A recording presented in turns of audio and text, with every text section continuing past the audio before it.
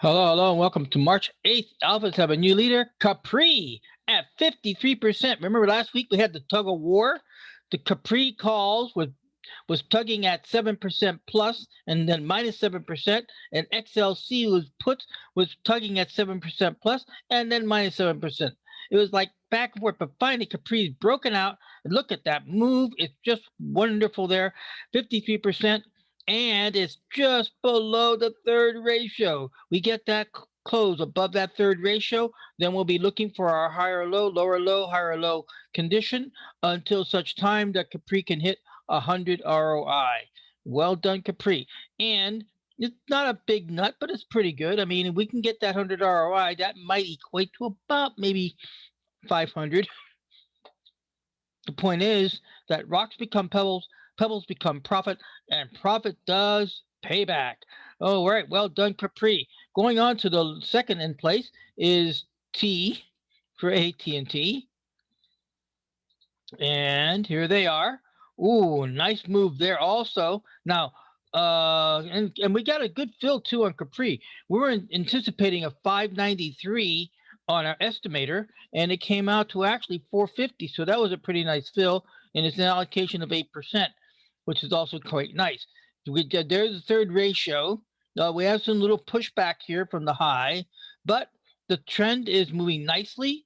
The MACD, the stochastics, and the RSI are all in agreement.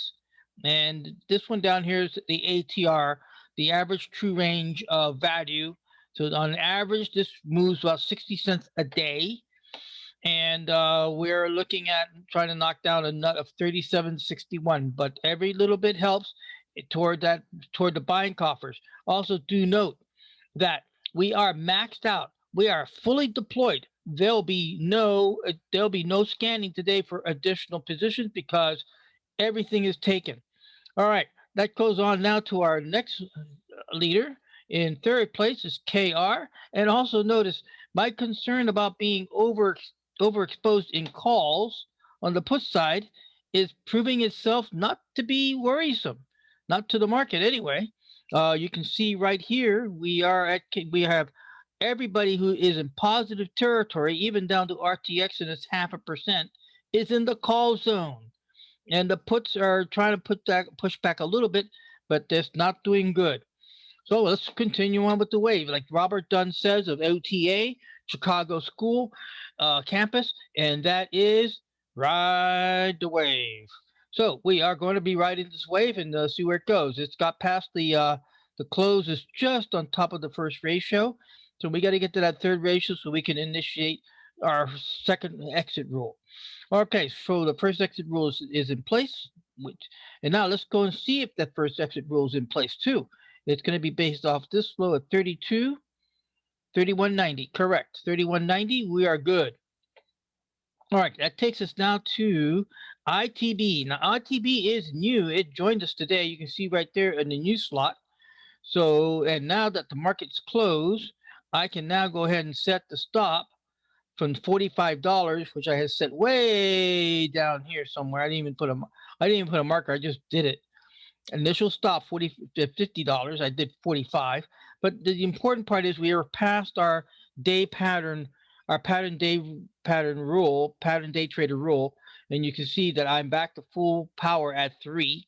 So now we'll go ahead and do it. So the low here is 57.19. I'm going to call it 57.15. I have it already in my notes. So what do? We come over here and we'll initiate the change of order. Come down here. Now this is extremely important if for counts under 25. You need to remember to move once your trade is triggered and you're in safe territory away from the pattern day traders rule. Move that stop. You forget to move that stop, and here's what's going to happen. If price reverses and it spikes down into your lower zone of what you thought was protective, and you get stopped out with a heavy loss. Okay, coming over here now to our notes, we're going to put down here. It's now it's now the low of the 3-to-1 ratio. And that's where we're going to be at. And we'll be at the one low 3-to-1 ratio, and we'll send it away. And we are there. We can see it, and we'll check the order. Another thing too is very important to make sure that I have yet to see Thinkorswim fail on order. As long as it was, as long as most order failures were my fault, I have not seen any done from Thinkorswim. I have seen other platforms where orders fail to go through. But let's check it here. 57.15. We're good. We are good. There's our target of 50 to 74. And the question is now, it's getting there. That's it. Like, I'm watching the clock. We got a lot to cover. Okay, that takes us to T minus, and T minus has already been here. So 115.85. 115.85 is our stop. Our third ratio is at 136, and you can see that the 30-day moving average is starting to flatline. Now I need to change that. Yes, we need to start converting all our positions from the simple to the exponential 10-day moving average, which is now the new condition for the stochastics in the March challenge, in the March Elvis shift. So to do that, we have to remove this one. And this is a lesson on how you're able to add moving average lines. Now, how we add moving average lines here at Thinkorswim, we come up to the beaker. In the beaker, we type in here in the dialog box XOP for exponential. There it is, moving average exponential. Double click it. It appears here now in the chart. Come over to the gear. Change this to 10. Okay it. Apply. Done. And that's what we're looking for. So when stochastics run from now on, it needs an extra condition. That extra condition needs to have a close above the 10-day moving average, and then we'll establish a demand zone to establish where price might come back and break through, and that we establish it off that low here. Okay, so that's the lesson of today is how to change that EMA, change the moving average to an EMA, and also to why we did it. So going on now, we have at our next one is CVS, and CVS came in at coming in at 1%, not, but a nice. It broke away out of the first entry, so we're now into our position of going up. Now the 80 is way up here. Now you notice we did not put the projected data.